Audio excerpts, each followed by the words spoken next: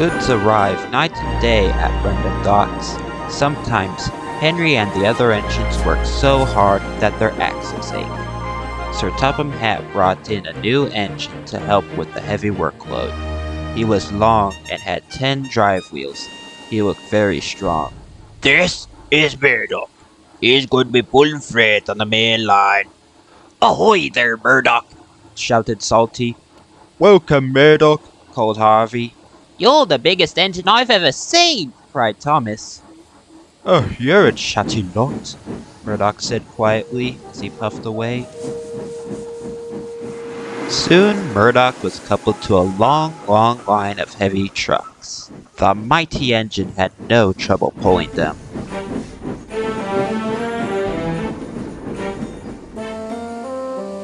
Although Murdoch longed for some peace and quiet, but everywhere he went it was noisy and crowded.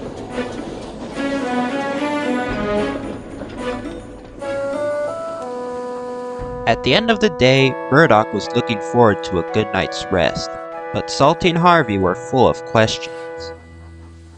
What's the longest train you've ever pulled? Have you ever worked Marseille?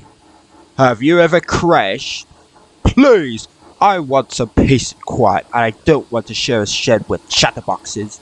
No need to be rude, huffed Harvey. We're only being friendly, matey. The next morning, Murdoch collected another long, heavy train.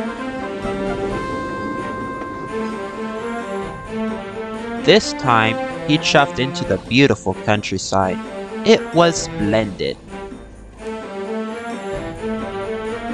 At last, he had some peace and quiet.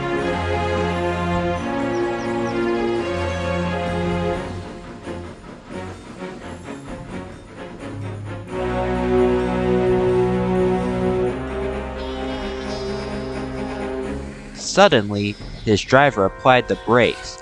There were sheep on the tracks. The sheep escaped from that field, said the driver, through that broken fence. The driver and fireman tried to chase the sheep back, first to one side of the tracks, and then to the other. They tried everything, but nothing worked. We'll never move these sheep ourselves, complained the fireman. I'll go and phone for help, sighed the driver. Murdoch was unhappy. The noisy sheep were spoiling his peace and quiet. The fat controller was enjoying afternoon tea when he got the call. Sheep on the tracks? He exclaimed loudly. I'll send for Toby with the farmer immediately. The sheep were becoming noisier and noisier. Please stop, groaned Murdoch. I'd rather be back with those chatterbox engines. Just then, Toby chuffed into view. Toby! Exclaimed Murdoch. We're certainly glad to see you. Before long, the farmer and his dog went to work.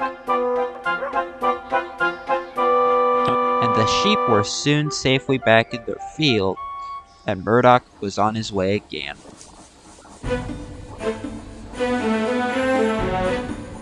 Thanks, Toby!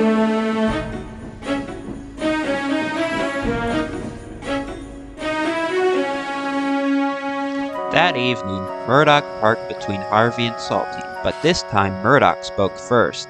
I'm sorry I was cross, he chuffed, and I'm pleased to share a shed with you. Oh, we're pleased to have your company, said Harvey. Hey, we are, added Salty. It reminds me of a story.